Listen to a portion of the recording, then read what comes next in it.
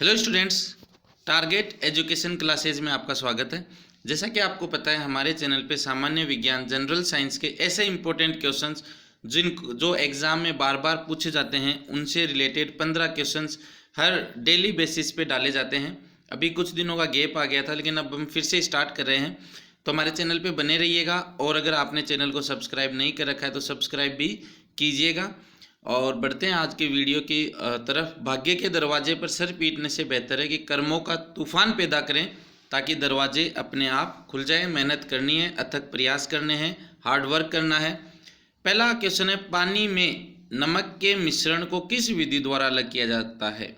तो देखिए, पानी जो है, पानी में नमक जो है वो अच्छी तरीके से घुलनशील है, तो उसको अलग करने के लिए हमें क्या करना पड़ेगा? हमें पानी को वाष्पीकृत करके उड़ाना पड़ेगा। उस विधि को बोलते हैं क्रिस्टलीकरण। तो क्रिस्टलीकरण के द्वारा नमक को पानी में से अलग किया जा सकता है। रेतीले जल से रेत को पृथक करने की विधि।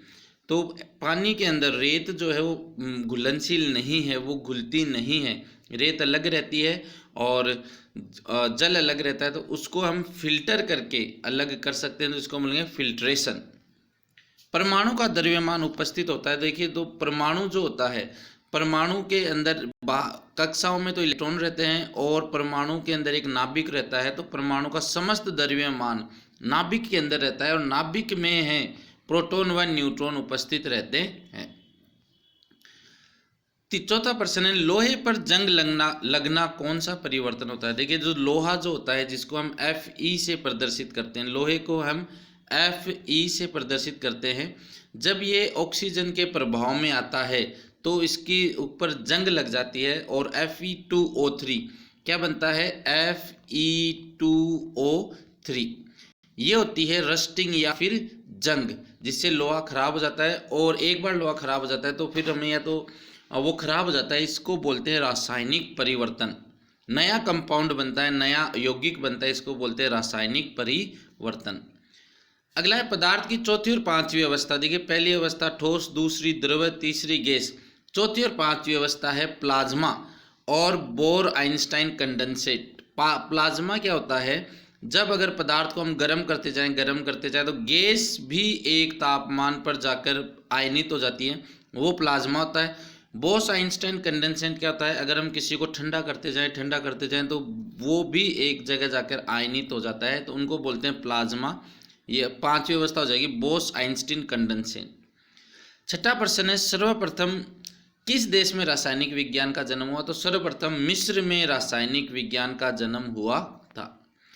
अभी तक आपने हमारे चैनल को सब्सक्राइब नहीं कर रखा है तो सब्सक्राइब कीजिए। न्यूट्रॉन पर कौन सा आवेश होता है? तो न्यूट्रॉन पर कोई आवेश नहीं होता है, उदासीन होता है। नाभिक पर आवेश।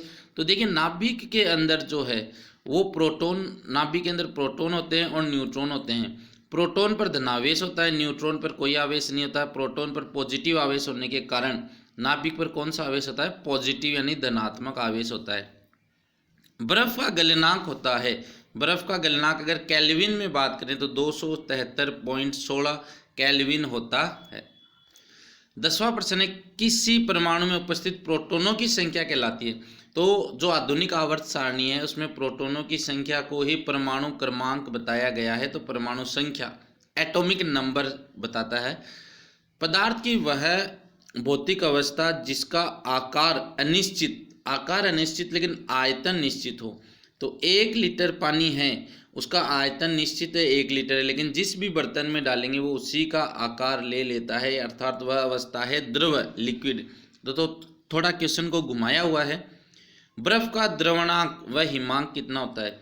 तो 0 डिग्री सेल्सियस ही वह तापमान होता है जब पानी बर्फ में बदलता है, और 0 डिग्री ही वह तापमान होता है जब बर्फ पानी में बदलती है। यहाँ पर एक आती है गुप्त उष्मा।